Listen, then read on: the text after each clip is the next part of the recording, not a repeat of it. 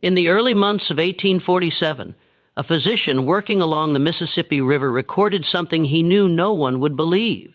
His name was Dr. Augustus Levine, and what he wrote down never appeared in any public report. It existed only in a personal ledger, quietly locked away in the New Orleans Municipal Archives, untouched for more than a century. Over an 18-month period, Levine assisted in the births of 47 children born to enslaved women on 7 different plantations in St. Charles Parish. The anomaly was unmistakable. Every infant had fair skin, light-colored eyes, and facial features that would have allowed them to pass as white without question. None of those children survived long enough to be named. Within days of birth, each infant was removed. No death records, no burials, no explanations. They simply ceased to exist on paper. When Levine attempted to bring his observations to parish officials, his contracts were abruptly terminated. He was warned, politely but firmly, that his curiosity had outlived its usefulness. 3 weeks later, fishermen pulled his body from the Mississippi River. His ledger was gone. Yet the phenomenon did not end with his death. For years afterward, similar births were quietly recorded across Louisiana, appearing on plantations miles apart but following the same disturbing pattern. Pale-skinned children born into bondage, vanishing almost immediately into a system so well organized that even modern historians struggle to reconstruct its full scope. Before we go any further into the story of Dr. Levine and the children who were never supposed to draw breath, take a moment. If stories like this, forgotten histories, buried truths, and the uncomfortable corners of the past draw you in, subscribe, and turn on notifications so you don't miss what comes next. And let me know, where are you listening from today? Drop your city or state in the comments. Now, let's step back into the plantation houses lining the river and examine why so many people worked so hard to ensure this story stayed hidden. Because the truth did eventually emerge, but not through official records or polite society. It came through fire, through a terrified woman's confession, and through a ledger that was never meant to resurface. To understand how these children disappeared, we first have to understand the world that made their existence dangerous.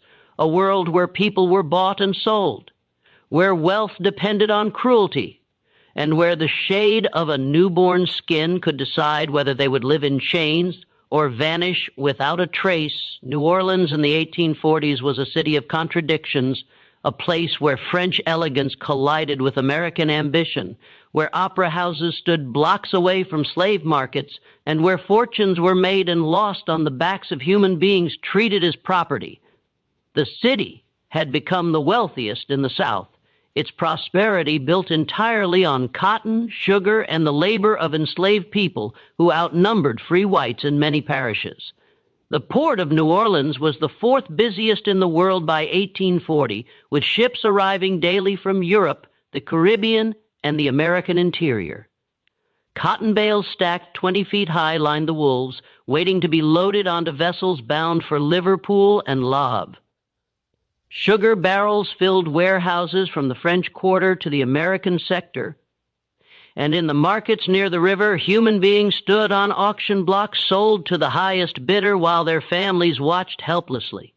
The city population had exploded in the decade since the Louisiana Purchase.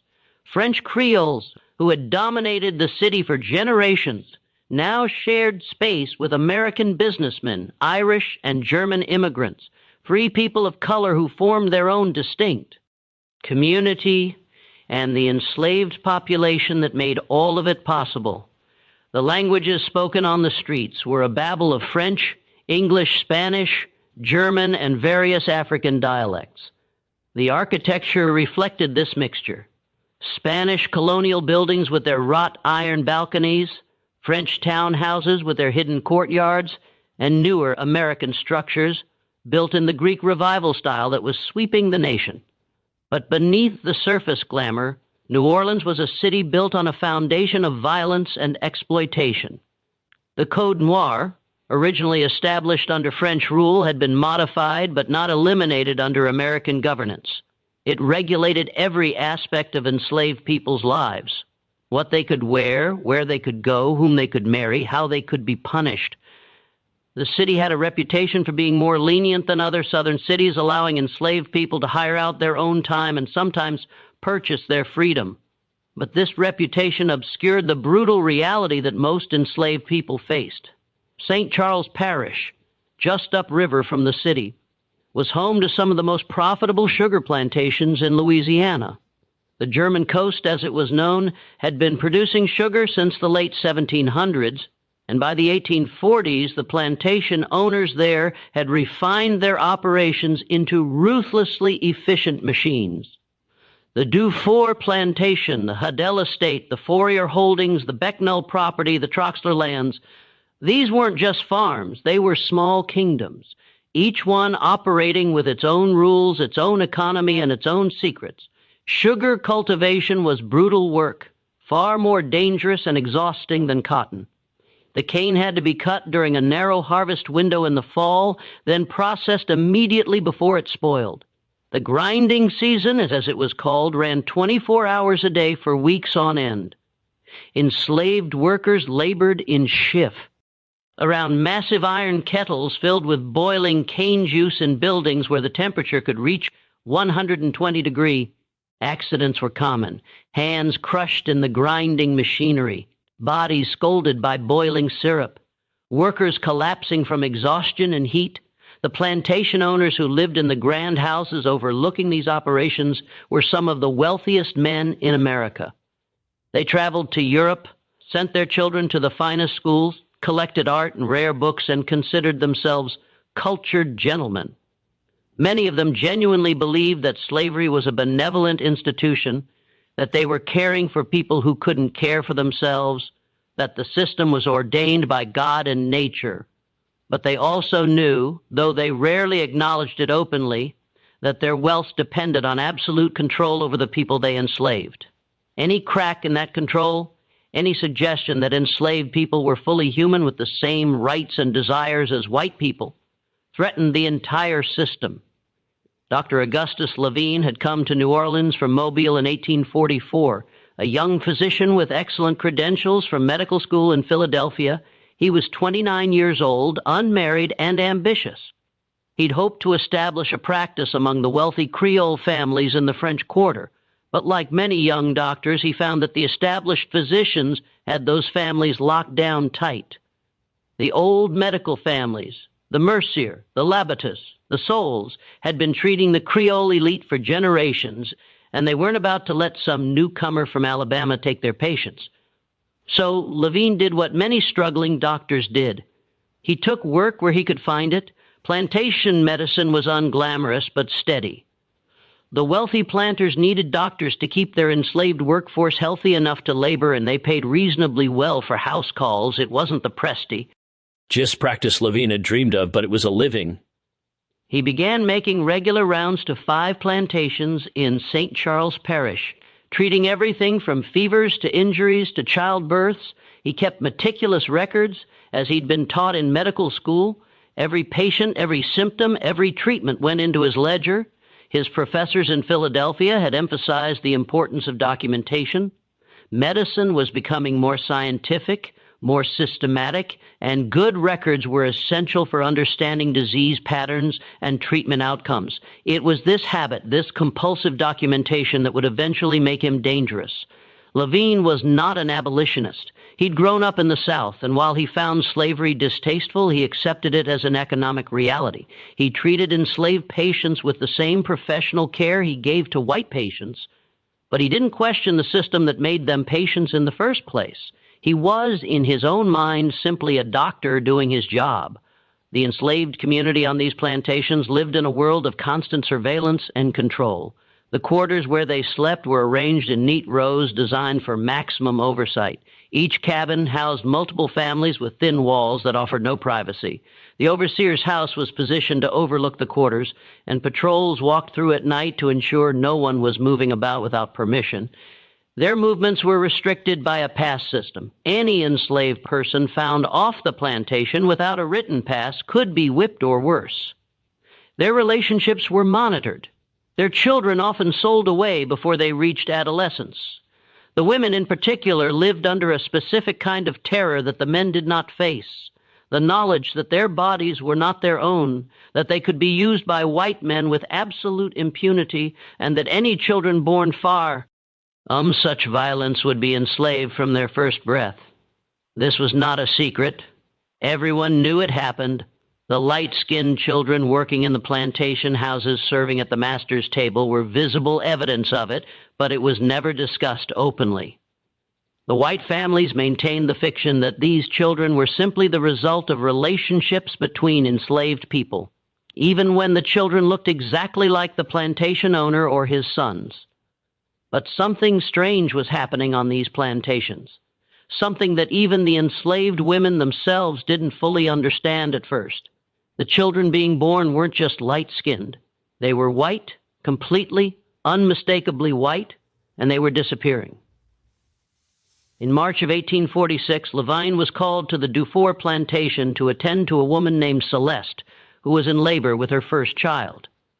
The message had come in the middle of the night, delivered by a young enslaved boy who'd run the 3 MI from the plantation to Levine's boarding house in New Orleans. The boy was breathless and frightened, saying only that Celeste was having a difficult labor and the midwife needed help. Levine gathered his medical bag and rode out to the plantation through the darkness. The road followed the river, passing through groves of live oaks draped with Spanish moss. The air was thick with the smell of the river and the sweet, cloying scent of sugar processing. In the distance, he could see the lights of other plantation houses scattered along the river like lanterns in the darkness. He arrived at the Dufour plantation just before dawn. The main house was dark, but lights burned in the quarters.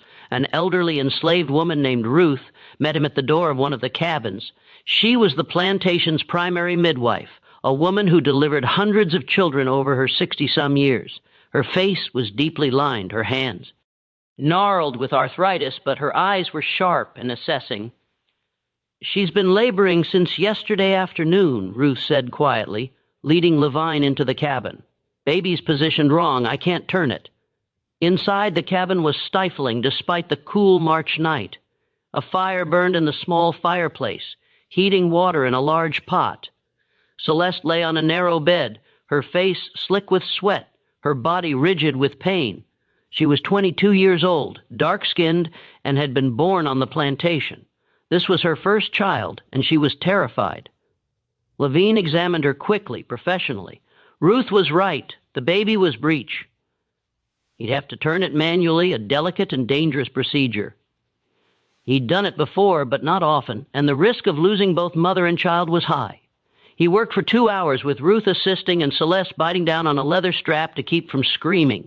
The overseer, a man named Garrett, came by once to check on the progress, then left again. The plantation owner, Jean-Baptiste Dufour, never appeared. The birth of an enslaved child was beneath his notice. Finally, just after midnight, Levine managed to turn the baby. Celeste pushed through 3 more contractions and the child was born. A healthy baby girl with strong lungs and good color. But when Levine cleaned the infant and examined her, he felt a cold confusion settle over him. The child was pale, not light brown, not mixed race in appearance, but genuinely pale, with skin the color of cream and eyes that would clearly be blue once they focused. Her features were delicate, European.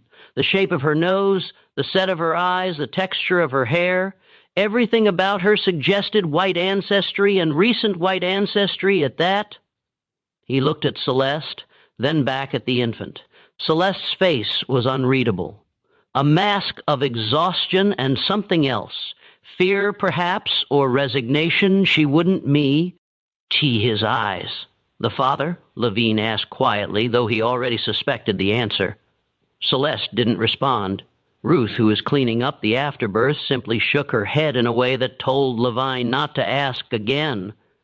He recorded the birth in his ledger, noting the time, the difficulty of the delivery, and the child's condition. Then he added a line that would later seem prophetic. "Female infant delivered to Celeste. Property of J. Dufour. Healthy, unusual presentation. Child appears white in complexion and features. Father unknown. He left the cabin as the sun was rising, exhausted and troubled. He delivered children to enslaved women before, including children who were clearly of mixed race. But this was different. This child could pass for white in any setting, If he'd seen her in a white woman's arms, he would never have questioned her parentage.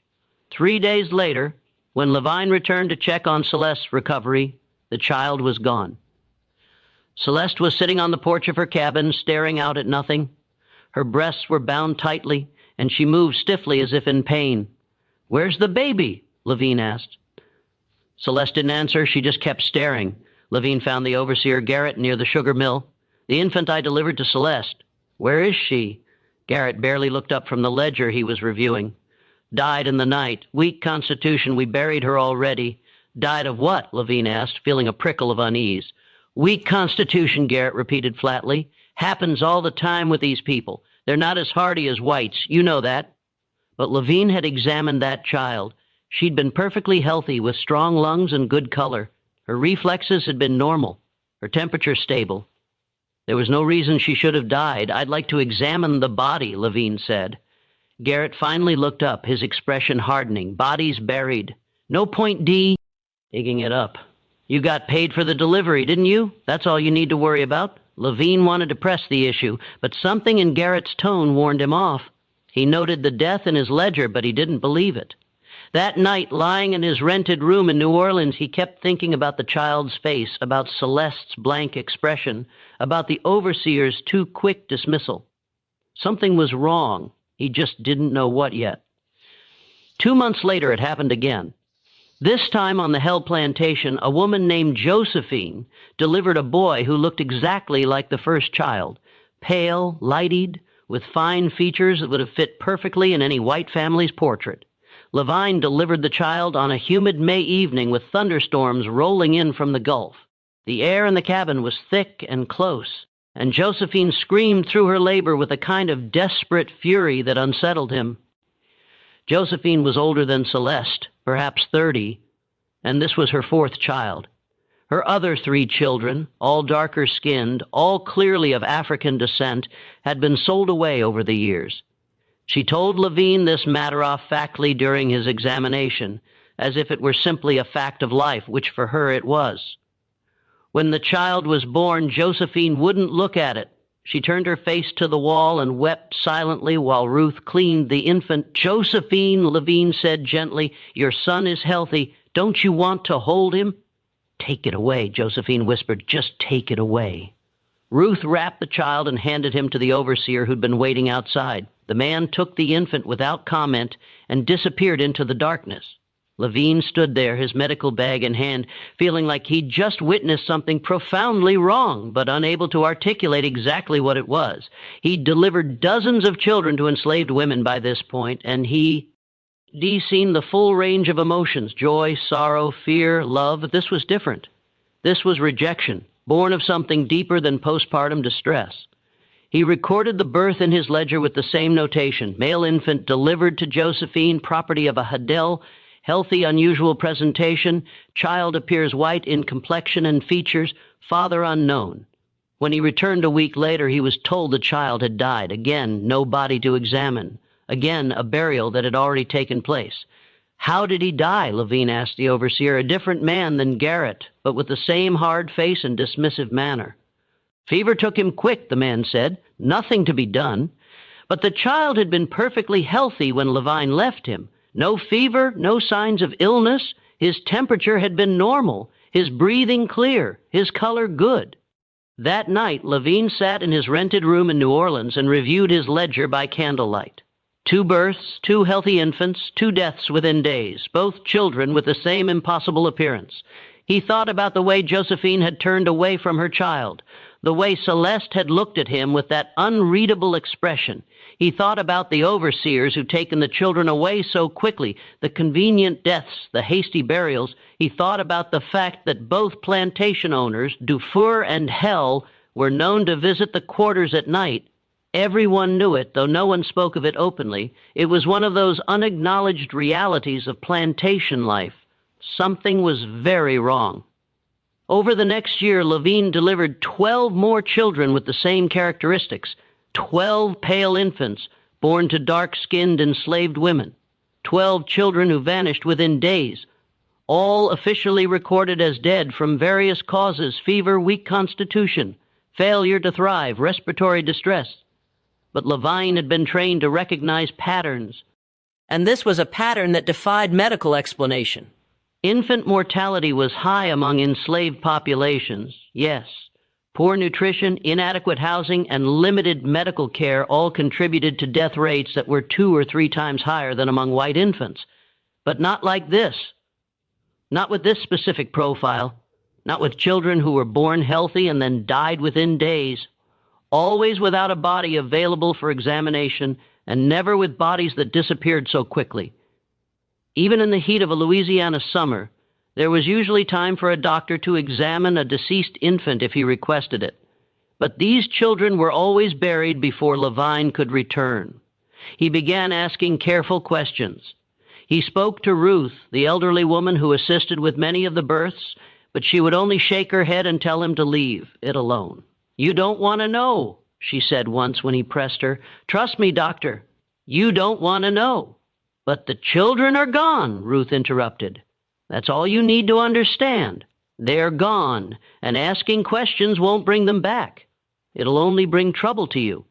He tried to speak to the mothers, but they wouldn't meet his eyes. When he asked about their children, they would simply say the child had died, repeating it like a rehearsed line. Their faces were blank, their voices flat. It was as if they'd been trained to give this response. The overseers grew increasingly hostile to his inquiries. One of them, a man named Dupree, who worked on the Fourier plantation, took Levine's side after he'd asked about a child who'd supposedly died. "Listen, doctor," Dry said, his voice low and threatening. "You're here to deliver babies and treat the sick. That's all. You're not here to ask questions about what happens after. You understand me? I'm just concerned about the high mortality rate." "The mortality rate is none of your conk." Dupree interrupted. "These people have weak constitutions. Their babies die. That's just how it is. Now you can accept that and keep getting paid, or you can keep asking questions and find yourself without work. Your choice." Levine stopped asking questions openly, but he kept documenting. Every birth, every description, every suspicious death went into his ledger. He began to notice other patterns, too. The births always happened at night. The overseers were always present, waiting outside the cabin. The mothers were always alone afterward. No family members allowed to visit. No other enslaved people permitted to see the child, and the children were always taken away by the overseer, never left with the mother even for a few hours. In September of 1847, he delivered his 47th such child, a girl born to a woman named Marie on the Fourier plantation. The child was perhaps the palest yet, with hair that would clearly be blonde once it grew in, and eyes that were already showing hints of green. Marie was different from the other mothers. She was younger, perhaps 19, and she'd been born in Haiti, brought to Louisiana after the revolution there. She spoke French with a Caribbean accent, and she had a fierce intelligence in her eyes that hadn't been beaten down yet. She held her daughter for exactly 3 minutes, whispering something in French that Levine couldn't quite hear. Then she looked directly at him, tears streaming down her face. "Please," Marie said in English, her accent thick but her words clear. "Please write it down. Write down what you see. Someone needs to know. Someone needs to remember that she existed, that she was mine, and she was real." Levine felt something shift in his chest. "I will," he promised. "I've been writing it all down." Marie nodded, then handed her daughter to the overseer with a look of such profound grief that Levine had to turn away. That was the moment Levine decided he had to act. He couldn't prove what was happening to these children, but he could document it. He could create a record that couldn't be ignored. He could force someone in authority to investigate. He spent 3 days compiling his evidence, 47 births, 47 descriptions, 47 convenient deaths. He noted the dates, the plantations, the names of the overseers present, the names of the mothers. He wrote a careful letter explaining his concerns and requesting an investigation into what he termed irregularities in infant mortality rates among the enslaved population of St. Charles Parish, specifically regarding infants of unusually pale complexion.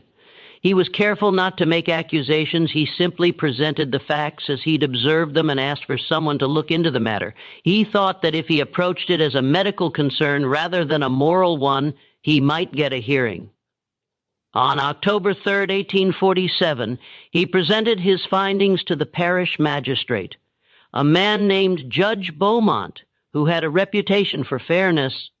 Beaumont was a Creole gentleman in his 60s, educated in France, and known for his careful adherence to the law.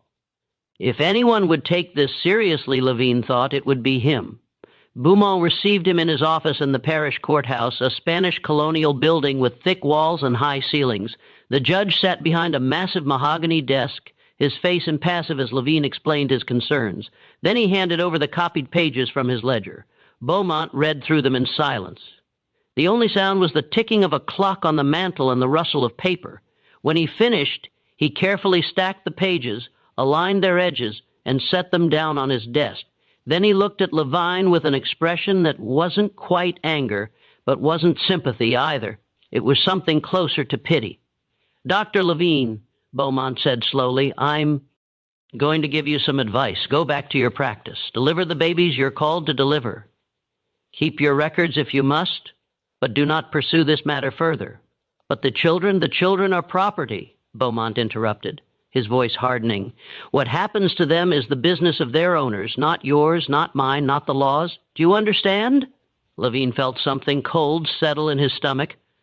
"Are you telling me that these infants aren't dying? That they're being taken somewhere?" Beaumont stood up, signaling the end of the meeting. "I'm telling you that there are systems in place that are far larger than you or me, and that interfering with those systems would be very dangerous for you. These plantations generate enormous wealth for this parish, for this state, for the entire South.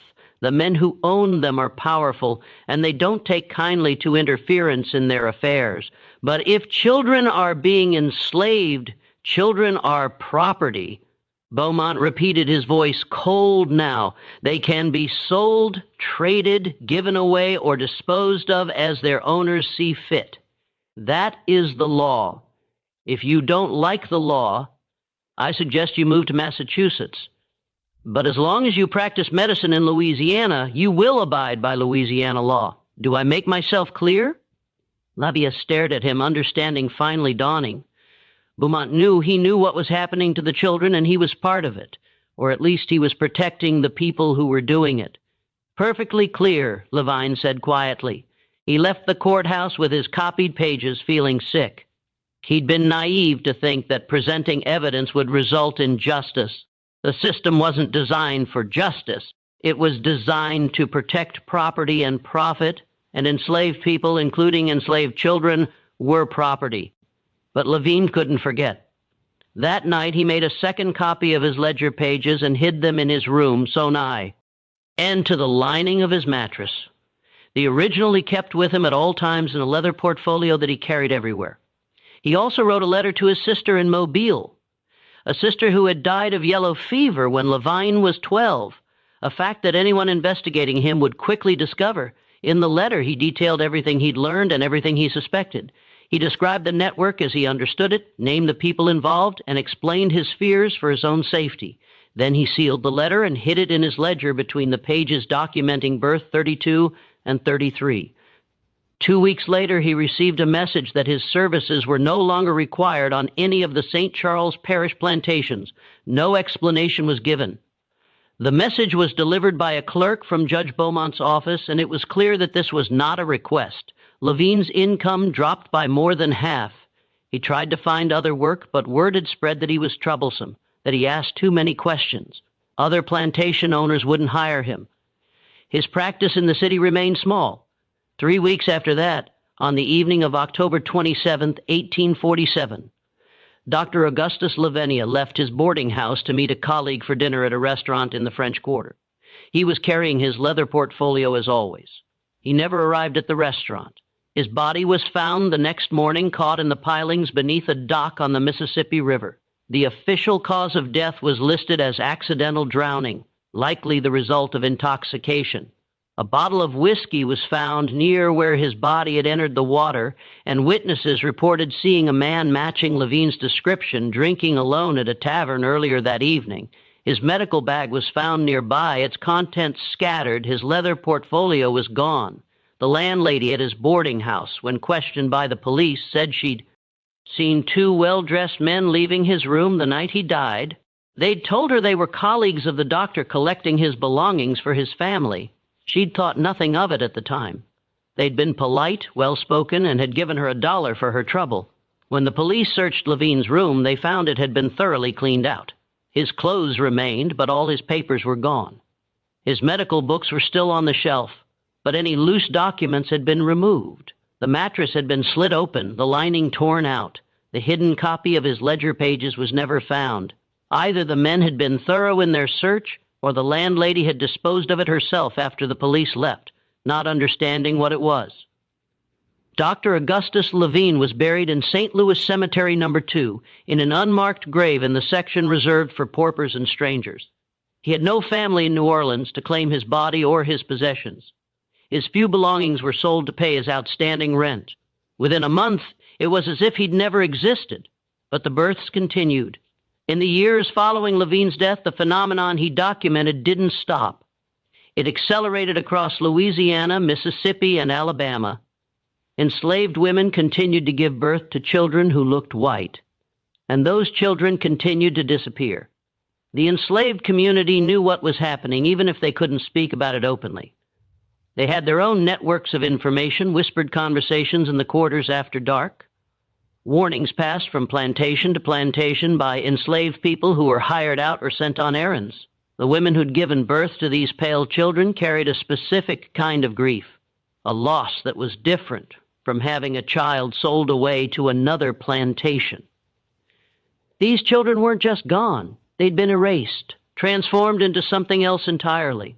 And mothers knew, though they could never say it aloud, that their children were out there somewhere living as white, never knowing where they came from, because that's what was actually happening to them. They weren't dying. They were being sold as white children. The system was breathtakingly simple and absolutely monstrous. Plantation owners who fathered children with enslaved women, a common occurrence that everyone acknowledged but no one discussed, faced a problem. These children were legally enslaved, property like their mothers. But if they looked white, if there was no visible trace of African ancestry, they were a visible reminder of the rape and exploitation at the heart of the slave system. They were embarrassing. They complicated the racial hierarchy that the entire Southern economy depended on. A child who looked white but was legally enslaved raised uncomfortable questions. If this child could be enslaved, what did that say about the supposed natural differences between races? If white-appearing children could be born to enslaved mothers, didn't that suggest that the racial categories everyone took for granted were more fluid than anyone wanted to admit? But these children were also valuable. A healthy white child could be sold for 10 times what an enslaved infant would bring. And if the child looked white enough, if there was no visible trace of African ancestry, then who would ever know? So a network developed, doctors, midwives, lawyers, and traders who specialized in this particular transaction. The children would be taken within days of birth before the mothers could form attachments, before anyone outside the plantation could see them. False death certificates would be filed, and the infants would be transported to cities.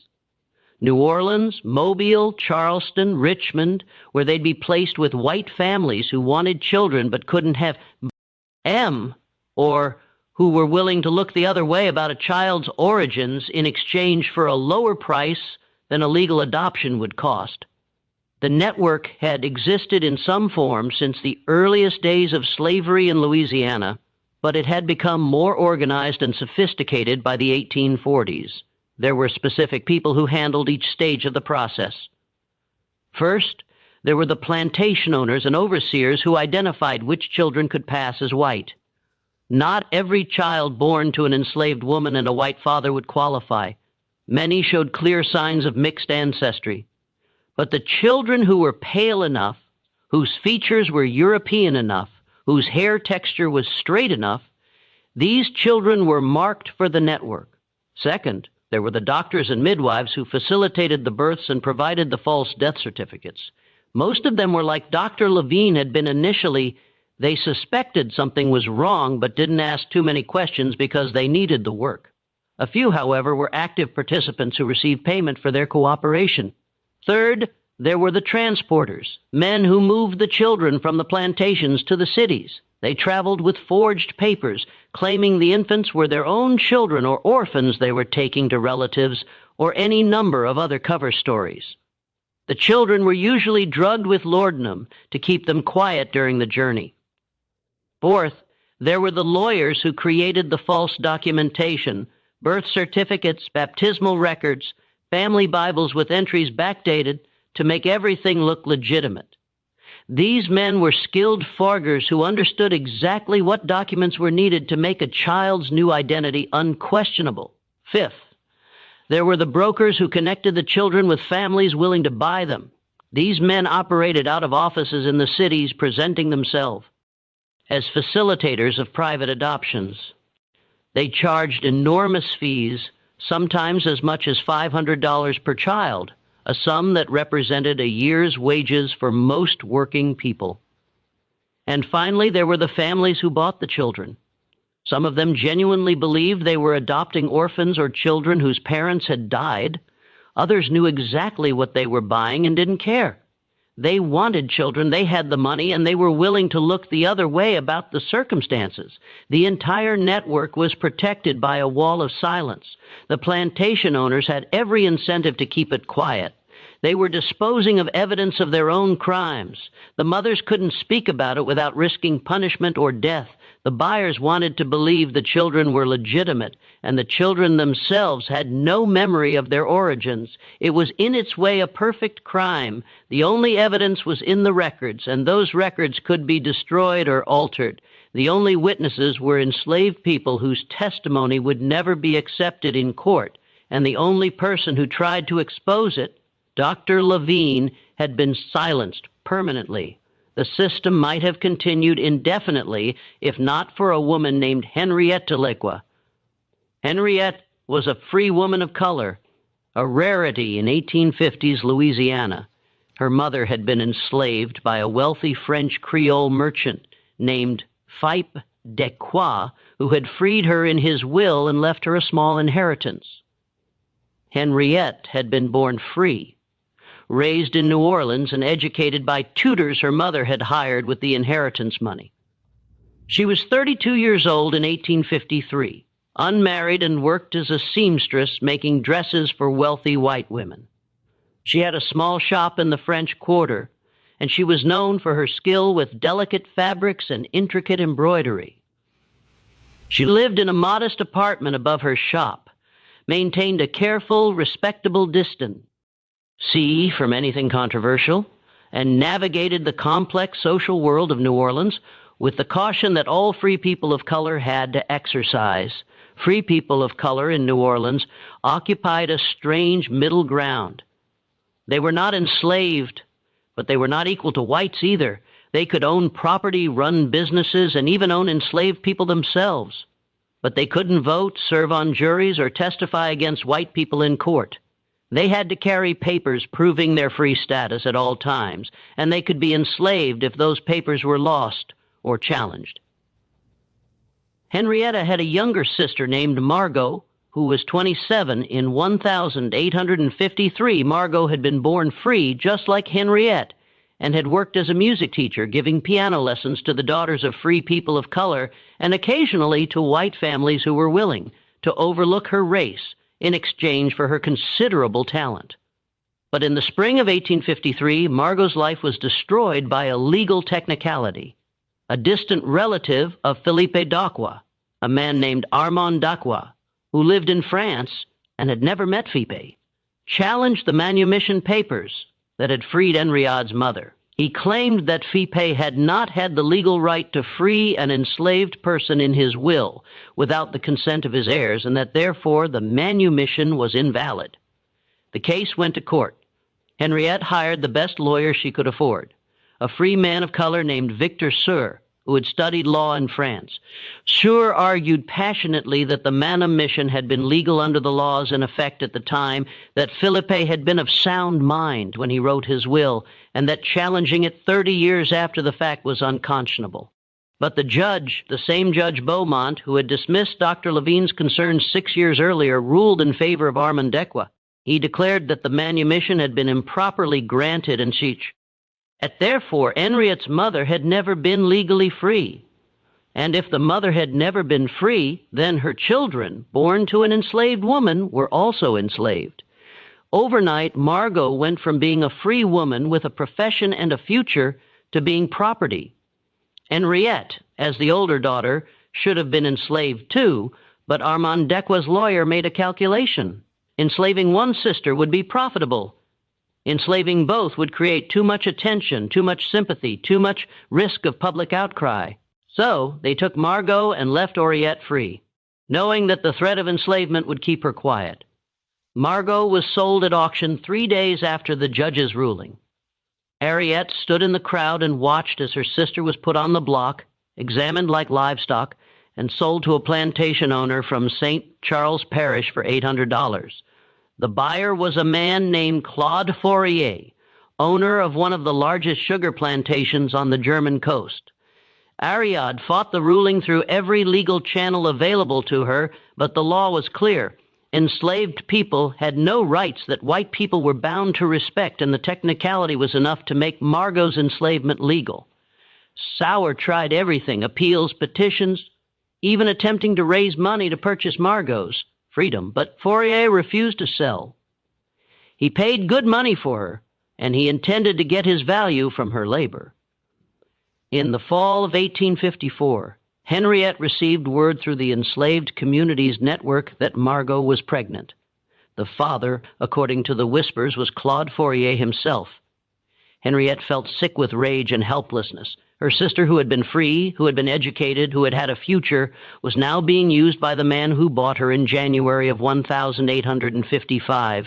Margot gave birth to a daughter, Henriette, using her status as a free woman and claiming to be bringing supplies for the enslaved community, was able to visit the plantation and see her niece. She bribed the overseer with $10, a significant sum for her, for an hour alone with Margot. The cabin where Margot lived was identical to all the others in the quarters, a single room with a dirt floor, a small fireplace, and a narrow bed. Margot sat on the bed holding her daughter, and when Henriette entered, she began to weep. "Look at her," Margot whispered. "Look at her, Henriette." The child was pale with features that could pass for white. She had Fort's nose, his chin, his light eyes. She was beautiful and she was doomed. "They're going to take her," Margot said. "I heard them talking. Fourier and the overseer. They said she's too pale, that she can't stay here. They're going to take her away and say she died." Henriette held her niece for an hour, memorizing every detail of her face, the tiny fingers, the soft hair, the way she made small sounds in her sleep. She whispered promises she knew she couldn't keep, told the child about her mother's real life, about the music and the freedom that should have been hers. 3 days later, Henriette received word that the child had died of fever, but she knew it was a lie. She knew her niece was alive somewhere, being sold to a white family, being erased from existence. And she decided that she couldn't let it stand. She couldn't save her niece, but she could expose what was happening. She could make people see the truth. So she began to investigate. She used her connections in the free black community, her relationships with enslaved people who worked in white households, her access to white spaces as a seamstress who entered wealthy homes to fit dresses and take measurements. She asked careful questions. She listened to rumors. She pieced together fragments of information that individually meant nothing, but together formed a pattern. It took her 2 years to understand what happening. 2 years of gathering evidence, of tracking down women who'd lost pale children, of finding the midwives and doctors who facilitated the transfers, of identifying the lawyers who forged documents and the brokers who sold the children. She learned about the network in detail, how it operated, who was involved, how much money changed hands. She discovered that it wasn't just happening in Louisiana. The practice extended across the entire South, anywhere that enslaved women gave birth to children who could pass as white. She found evidence of children being sent to California, to Texas, even to Europe. And in the summer of 1856, she found her niece. The child was living with a wealthy white family in the Garden District, being raised as their daughter. Her name was now Charlotte Beaumont, the same last name as the judge who'd ruled against Margot's freedom and dismissed Dr. Levine's concerns. She was 18 months old, healthy, and had no idea that her mother was enslaved on a plantation upriver, grieving for a child she'd been told was dead. Henriette stood across the street from the Beaumont house and watched Charlotte play in the garden with her nurse. The house was a Greek revival mansion with massive white columns and a garden full of roses and camellias. Charlotte chased a ball across the lawn, laughing, while the nurse followed behind her. She was dressed in a white linen dress with pink ribbons, her hair tied back with a matching bow. Henriette felt something break inside her chest. This child, her niece or sister's daughter, would grow up in luxury, never knowing where she came from. She would be raised as white, marry white, have white children. The connection to Margot would be severed completely, and Margot would spend the rest of her life enslaved, grieving for a daughter who was alive but might as well be dead. Henriette couldn't reclaim Charlotte. The law wouldn't allow it, wouldn't? Even if she could prove the child's origins, and she had no legal proof, only the word of enslaved people whose testimony wouldn't be accepted in court. It would only result in Charlotte being re-enslaved, not returned to Margot. The system was designed to prevent exactly this kind of revelation. But Henriette could expose it. She could make people see what was happening. She could create a record that couldn't be ignored. She began documenting everything she'd learned. She wrote down names, dates, locations. She tracked down other children who'd been sold into white families. She found 12 in New Orleans alone, and she suspected there were dozens more across the South. She interviewed mothers who'd lost children, recording their stories in careful detail. She spoke to midwives who'd been pressured to provide false death certificates. She found a doctor who'd been part of the network but had grown disgusted with it and was willing to talk as long as his name wasn't used. She compiled a dossier that was damning in its detail. It named plantation owners, lawyers, brokers, and families who'd bought children. It described the process from beginning to end. It estimated that hundreds of children had been stolen and sold as white over the past 2 decades. In March of 1857, she took her evidence to a newspaper editor named Thomas Whitfield, who ran a small abolitionist paper called The Liberator's Voice that operated on the edge of legality. Whitfield was a white man from Pennsylvania who'd moved to New Orleans in 1855, driven by a genuine commitment to ending slavery. His paper was constantly under threat of being shut down, and he'd been arrested twice for publishing incendiary material. Whitfield read through Henriette's documentation with growing horror. When he finished, he sat back in his chair and stared at her. "If we publish T," he said slowly, "they'll shut us down. They might do worse. They killed that doctor, didn't they?" "The one you mentioned in your notes?" "Yes," Henriette said. "They killed him, and they'll kill me if they find out what I know. But someone has to tell the truth. These children deserve to have their stories told. Their mothers deserve to be acknowledged." Whitfield was quiet for a long moment. Then he nodded. "Give me 2 weeks to verify what I can. I'll send someone to check the parish records. See if the death certificates match your information. Then we'll run it. Front page, the whole story. But they never got the chance. Just when we thought we'd seen it all, the horror in New Orleans intensifies. If this story is giving you chills, share this video with a friend who loves dark mysteries. Hit that like button to support our content, and don't forget to subscribe to never miss stories like this. Let's discover together what happens next. On March 15, 1857, 6 days before Whitfield's paper was scheduled to publish Henrietta's exposé, a fire broke out in the building that housed his printing press. The fire started at 2 a.m. when no one should have been in the building, and it burned hot and fast with an intensity that suggested accelerants had been used. By the time the volunteer fire brigade arrived, the entire structure was engulfed. The building was in the American sector near the docks in an area of warehouses and workshops. The fire spread to 2 adjacent buildings before it could be contained, destroying a cooperage and a tobacco warehouse in addition to the printing press. Thomas Whitfield's body was found in the ruins the next morning. He'd apparently returned to the office late at night. Neighbors reported seeing a light in the windows around midnight and been trapped when the fire started. His body was so badly burned that he could only be identified by the watch he'd been wearing, a distinctive silver piece that his wife recognized. The official investigation concluded that a lamp had been knocked over, igniting the paper and chemicals used in the printing process. It was ruled an accidental death, and the case was closed within a week. All of Whitfield's files were destroyed, including everything Auretat had given him. Oriette herself disappeared 3 days after the fire. Her shop was found locked, her apartment empty.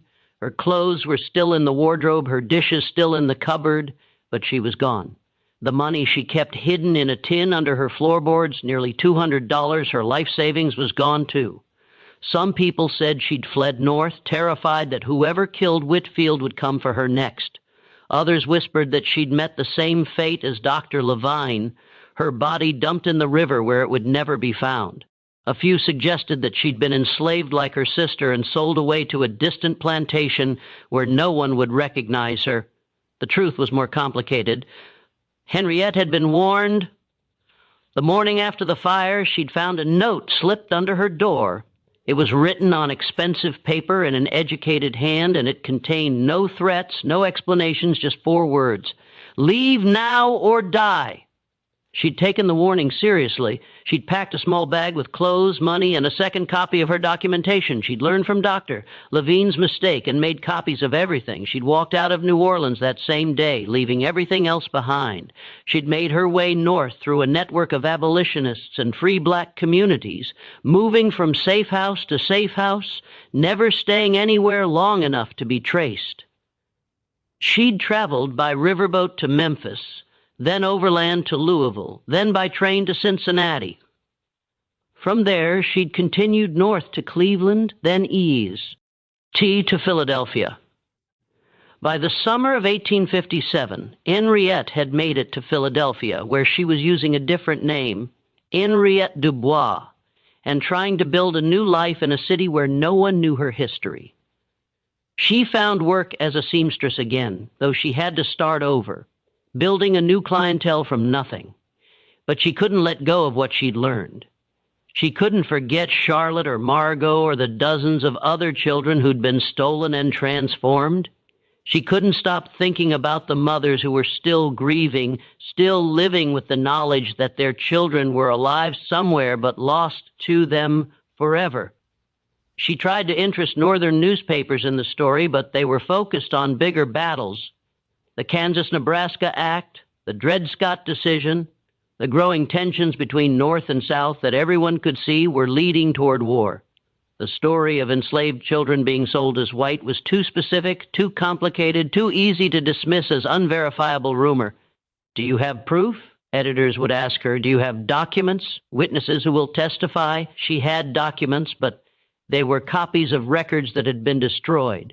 She had witnesses, but they were enslaved people whose testimony wouldn't be accepted in any court. She had her own observations, but she was a black woman, and her word alone wasn't enough. But Oriette kept trying. She refined her documentation, tracked down more cases, built an increasingly comprehensive picture of the network. She learned that it wasn't just Louisiana. The practice extended across the entire South. Anywhere that enslaved women gave birth to children who could pass as white. She discovered that some of the children were being sent as far as California, where the gold rush had created a population boom and a desperate need for labor and families. She found cases of children being shipped to Europe, sold to wealthy families who wanted American children, but didn't want to deal with the complexities of legal adoption. The network was vast, sophisticated, and protected by people at the highest levels of Southern society. Judges, lawyers, doctors, plantation owners, they all had a stake in keeping it hidden, and they had the power to silence anyone who threatened to expose it. In 1858, Henriette finally found someone willing to help her, a Quaker abolitionist named Rebecca Morris. read through Henriette's documentation and immediately understood its significance. Rebecca was a woman in her 52nds, a widow who devoted her life to the abolitionist cause. She was part of a network of Quakers who were documenting the horrors of slavery for a book that would eventually be published in London beyond the reach of Southern legal systems. The book was intended to sway British public opinion against slavery and pressure the British government to support abolition in America. "This isn't just about slavery," Rebecca said, sitting in her parlor in Philadelphia with Henriette's papers spread across the table. "This is about the lie at the heart of the entire system. They claim that race is fixed, that you can look at someone and know their ancestry, that white and black are separate and distinct categories ordained by God and nature. But if enslaved children can be sold as white, if they can grow up and have white children and no one ever knows the difference, then the whole racial hierarchy is a fiction." Exactly. Henriette said, "That's why they'll kill to keep it secret, because if people understand that race isn't fixed, that it's something that can be changed or hidden or manipulated, then the entire justification for slavery falls apart." Rebecca was part of a network of abolitionists who were documenting the horrors of slavery for a book that would eventually be published in Londo. She convinced Henriette to let her include the story in that documentation. They worked together for months, refining the narrative, verifying what details they could, and preparing the manuscript. Rebecca had connections to British publishers who were sympathetic to the abolitionist cause, and she was confident that the book would be published and widely distributed. But even as they worked on the manuscript, the network was adapting. Word had spread about Henriette's investigation, about the near miss with Whitfield's newspaper, about the documentation that had nearly been published. The people running the operation became more careful. They moved the children farther away, destroyed records more thoroughly, and eliminated anyone who asked too many questions. In St. First Charles Parish, the births continued, but now the children disappeared even faster, within hours instead of days. The mothers were sometimes sold away immediately after giving birth, scattered to plantations across the South, where they couldn't compare stories or organize resistance. The system was tightening, becoming more efficient and more brutal. The network had learned from its near exposure, and it was taking steps to ensure that it would never be threatened again. And then the Civil War began, and everything changed. The war changed everything and nothing. The network of child trafficking continued even as armies marched across the South, even as plantations burned and enslaved people fled to Union lines. In some ways, the chaos made it easier. Records were destroyed in the fighting, families were displaced, and in the confusion, a pale child could be moved from one place to another with even less scrutiny than before. But the war also created new problems for the network. Union forces occupying Louisiana began investigating reports of irregularities in plantation records. Freedmen's Bureau, agents tasked with reuniting families separated by slavery, started asking questions about children who'd supposedly died, but whose bodies were never properly documented. In 1863, a Union officer named Captain James Hartwell was assigned to investigate reports of missing children in St. Charles Parish. Hartwell was from Massachusetts, a former lawyer who joined the Army out of genuine abolitionist conviction. He was 35 years old, married with 2 children of his own back in Boston. He took the assignment seriously because he understood in a way that many Union officers didn't, that slavery wasn't just about labor, it was about the systematic destruction of families and identities. He began by reviewing parish records, birth certificates, death certificates, property transfers. He spent weeks in the courthouse in Hanville going through dusty ledgers and boxes of documents. He noticed the same pattern that Dr. Levine had documented 16 years earlier. An unusually high number of infant deaths among enslaved populations, with almost no bodies available for examination and no clear causes of death. The death certificates were suspiciously uniform. Fever was the most common cause listed, followed by weak constitution and failure to thrive, but there were no details, no descriptions of symptoms, no records of treatment attempted, just a name, a date, and a cause of death. Hardwell cross-referenced the death certificates with plantation records and found more irregularities. In several cases, children who'd supposedly died were still listed in plantation inventories months or even years later, suggesting that the records had been altered or that different children were being recorded under the same names. He interviewed formerly enslaved people who'd fled to Union lines. Many were reluctant to talk, afraid that speaking about the children would somehow endanger them further. Slowly, Hartwell pieced together the story. An elderly woman named Ruth, the same Ruth who'd assisted Dr. Levine, told him everything. She was dying of consumption, coughing blood into a handkerchief as she spoke, and she said she wanted someone to know the truth before she passed. I helped deliver more than 200 babies in my life, Ruth said, her voice barely above a whisper, and I watched dozens of them disappear, the pale ones, the ones who looked white. They'd be born, and I'd clean them and wrap them, and then the overseer would take them away. The mothers would cry, but there was nothing they could do. Nothing any of us could do. Where did the children go? Hartwell asked. I don't know for certain, Ruth said, but I heard things. The overseers would talk sometimes when they thought we couldn't hear. They'd talk about families in the city who wanted children, about lawyers who could make papers, about how much money each child was worth, hundreds of dollars sometimes, more than I'd ever seen in my life. Do you remember any names? Any specific people involved? Ruth named names. Plantation owners, overseers, a doctor who'd replaced Levine after he died, a lawyer in New Orleans who specialized in private adoptions. She provided dates, described the process as she understood it, and told Hartwell about the mothers who were still alive, still grieving for babies they'd been told were dead. They took hundreds of children, Ruth told Hartwell, hundreds, and those children are out there somewhere living as white, never knowing where they came from. Their mothers are still alive, some of them still grieving, still wondering if their babies are safe, if they're loved, if they ever think about the women who birthed them. Hartwell was horrified. He immediately began compiling a report for his superiors, documenting what he'd learned and recommending a full investigation.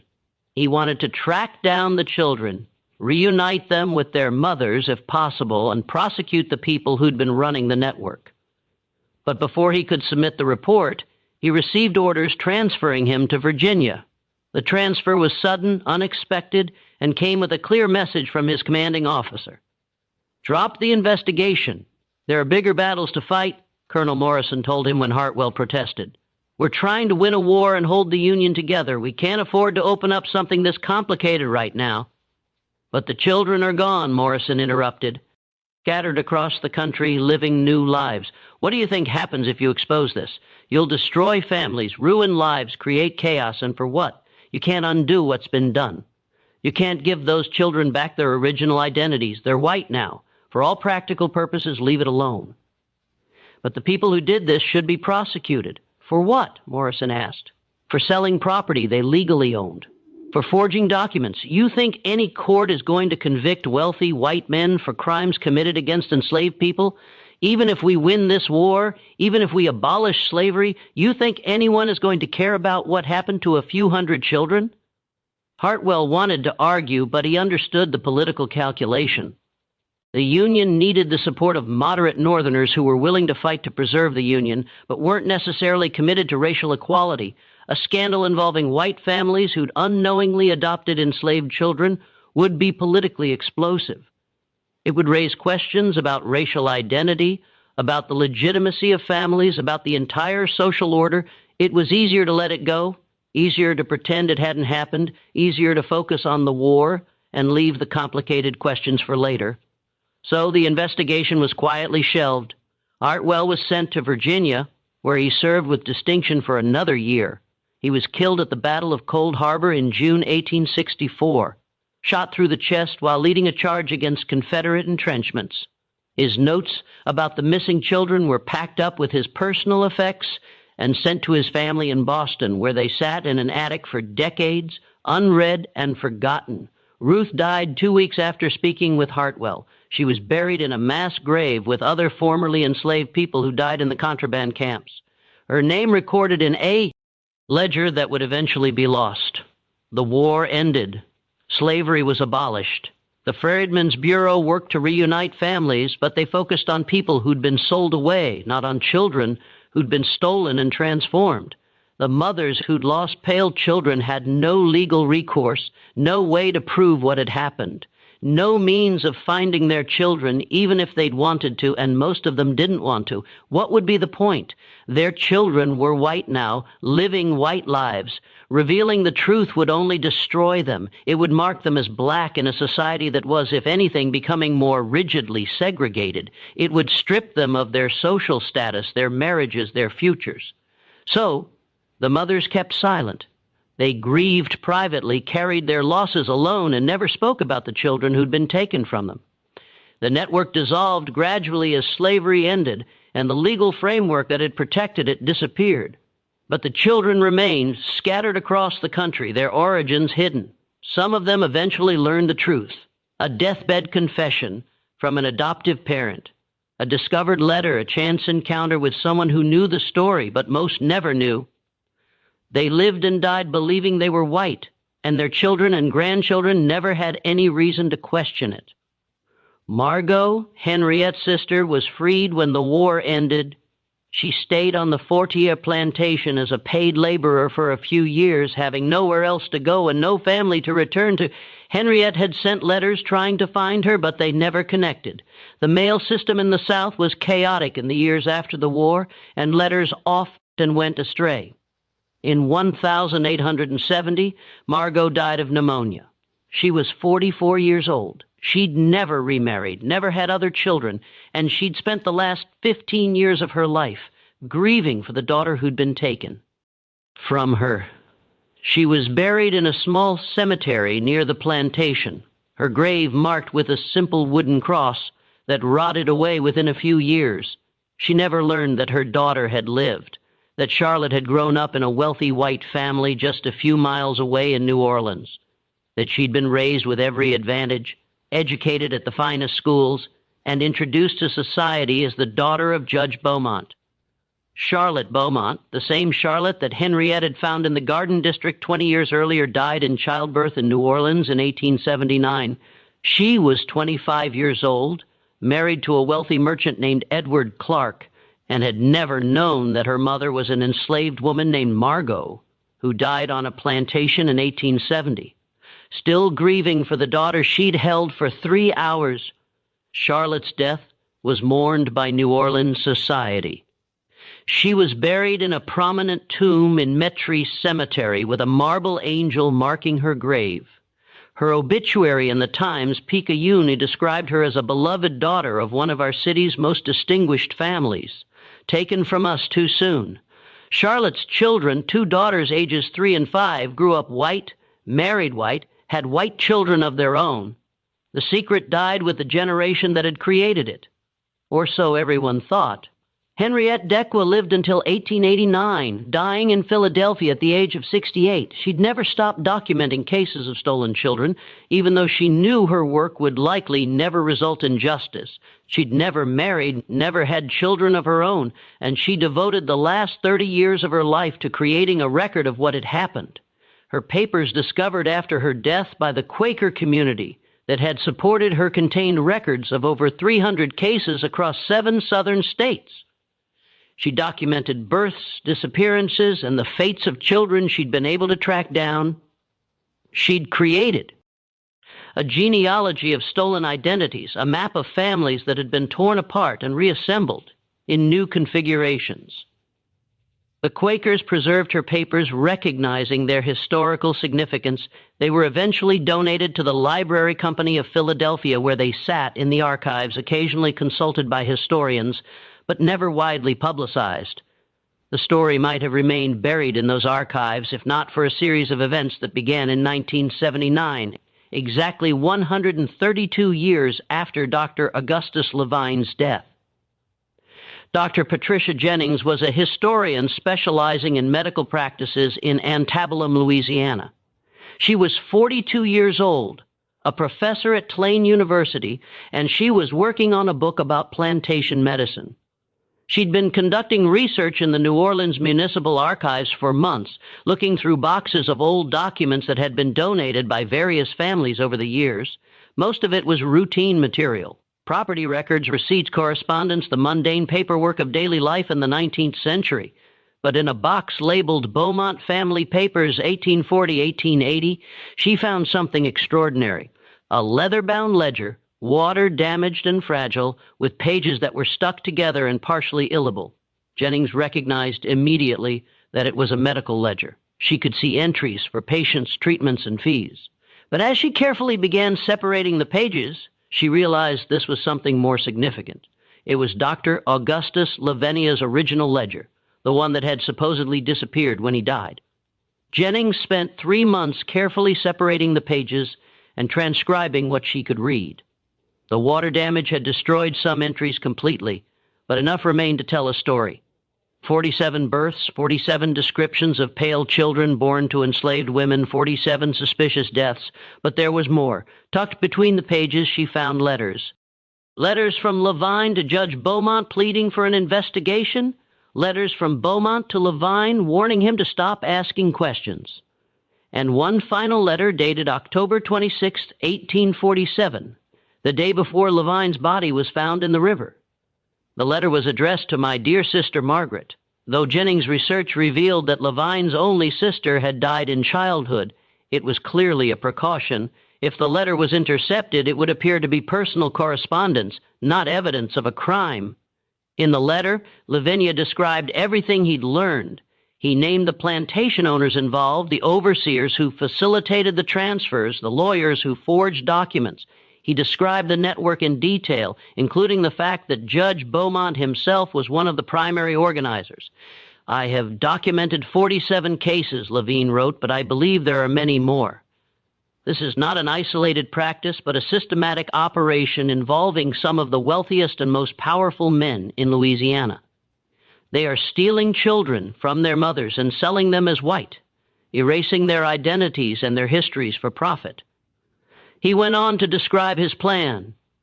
He was going to take his evidence to a newspaper in New York beyond the reach of Louisiana law. He was leaving New Orleans the next day, traveling by steamboat to Memphis and then overland to New York. He'd already made arrangements with an editor at the New York Tribune who'd agreed to publish his findings. If you're reading this, the letter concluded, it means they've killed me. But at least the truth will survive. These children deserve to have their stories told. Their mothers deserve to be acknowledged, and the men who did this deserve to be exposed, even if they're never punished. Jennings sat in the archives reading room, holding the fragile letter, and felt chills run down her spine. This wasn't just a historical curiosity.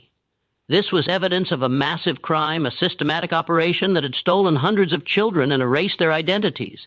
She immediately began researching further. She found records of Levine's death, the cursory investigation, a quick burial. She found references to Judge Beaumont's career, his wealth, his prominence in New Orleans society. She found property records showing that Beaumont had owned a house in the Garden District, the same house where Henriette had seen Charlotte playing in the garden. And she found adoption records, or rather, she found the absence of adoption records. In the 1850s, Louisiana had no formal adoption laws. Children were transferred from one family to another through private arrangements with minimal documentation. It was the perfect system for hiding the origins of stolen children. Jennings published her findings in an academic journal in 1981. The article titled "The Hidden Traffic Child Theft and Racial Passing in Antebellum, Louisiana" caused a minor sensation in historical circles. It was picked up by a few newspapers, discussed at academic conferences, and cited in other scholars' work, but it didn't reach a wider audience. The families named in Levine's ledger were long gone. The plantations had been sold and resold, and most people dismissed it as a tragic but isolated incident, a dark chapter in history that was safely in the past.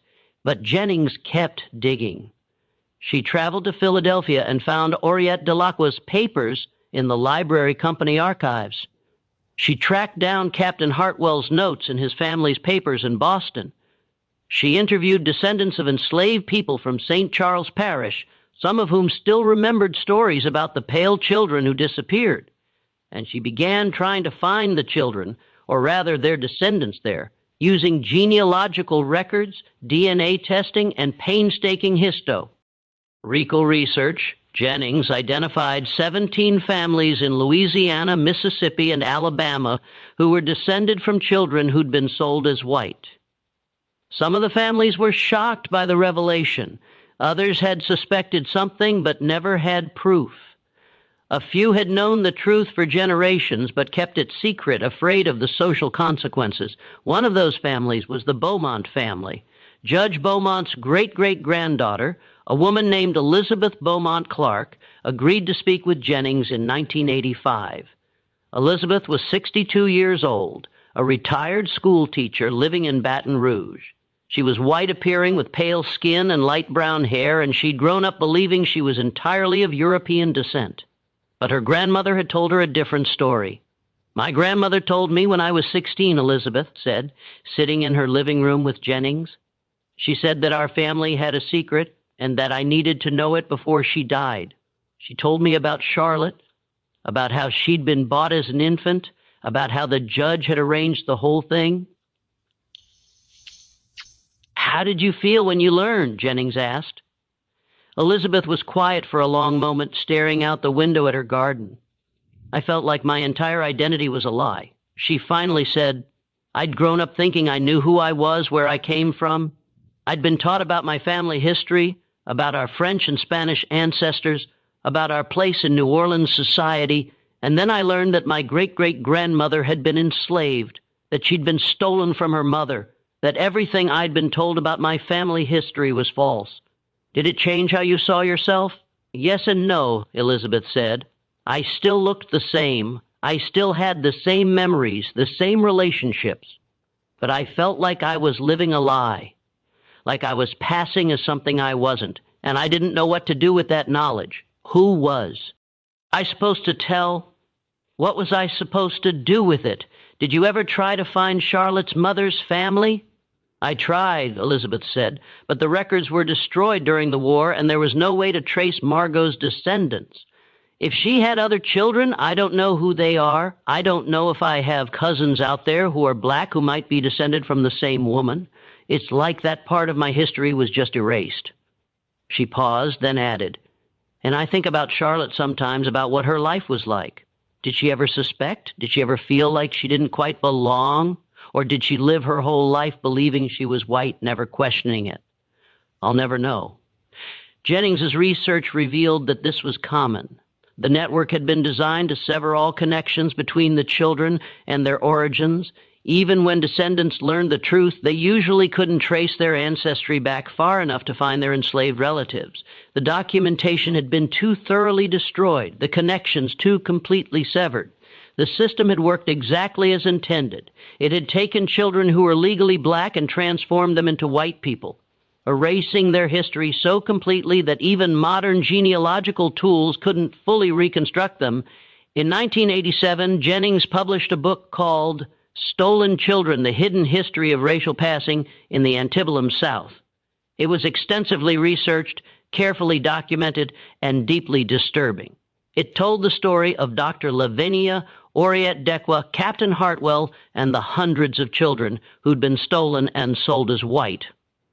The book was reviewed positively in academic journals and received some attention in the mainstream press. The New York Times ran a feature article about it, and Jennings appeared on several radio programs to discuss her findings, but the story didn't generate the kind of public outrage that Jennings had hoped for. Part of the problem was timing.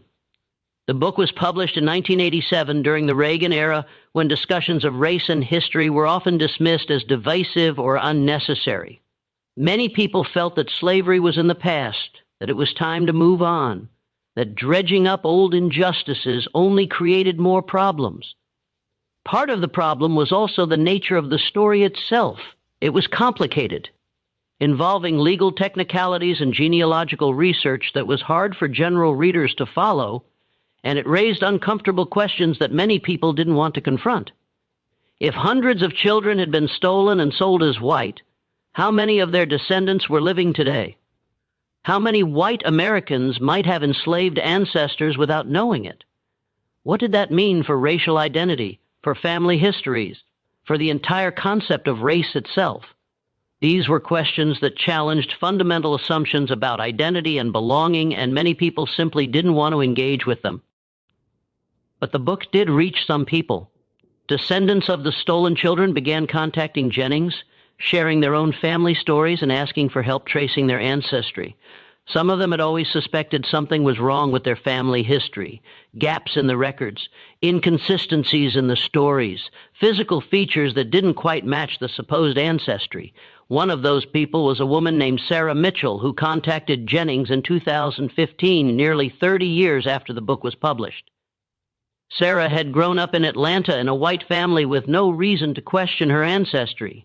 But when she'd done a DNA test out of curiosity, the results had shown a small but unmistakable percentage of African ancestry, about 12%, suggesting that one of her great-great-grandparents had been of African descent.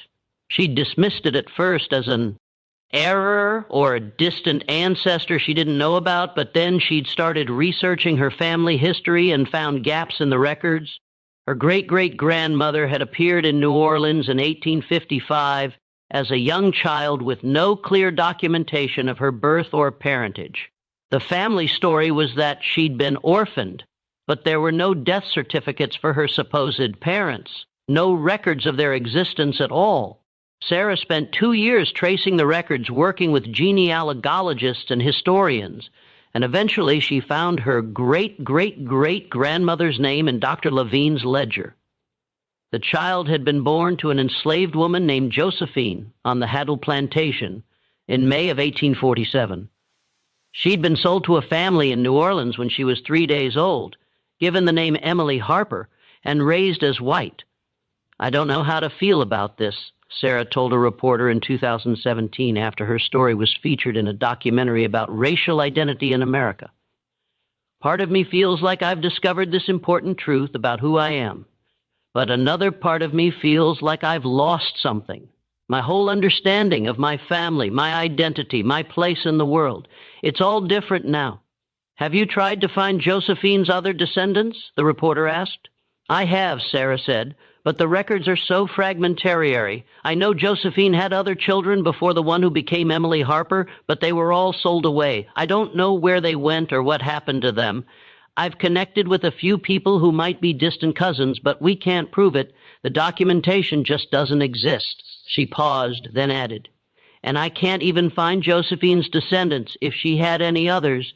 That part of my family is just gone, erased, and I'll never be able to recover it." Sarah's story was featured in a documentary about racial identity in America that aired on PBS in 2018. The Docum. Entry explored the legacy of slavery and the ways that racial categories had been constructed and maintained through law and custom. Sarah's story was one of several case studies, and it reached a wider audience than Jennings's book ever had. After the documentary aired, dozens of people contacted the producers, saying they'd found similar gaps in their family histories, similar unexplained DNA results, similar stories of children who'd appeared with no clear origins.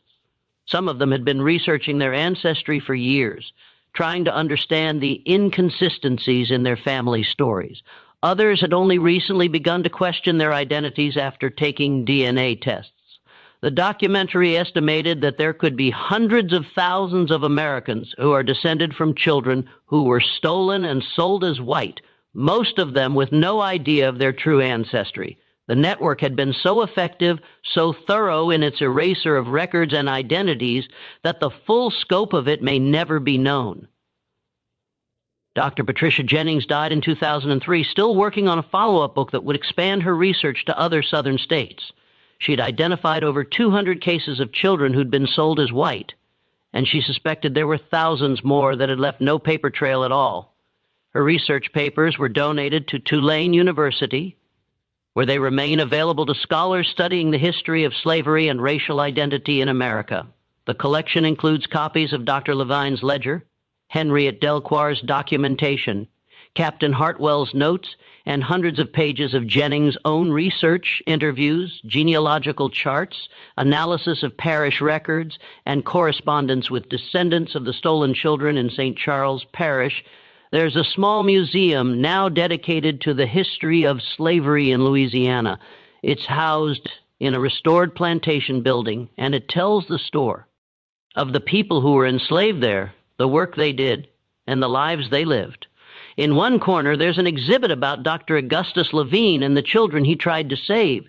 It includes copies of pages from his ledger, photographs of the plantations where the births occurred, and a list of names: the mothers who lost children, the children who were stolen, the families who bought them.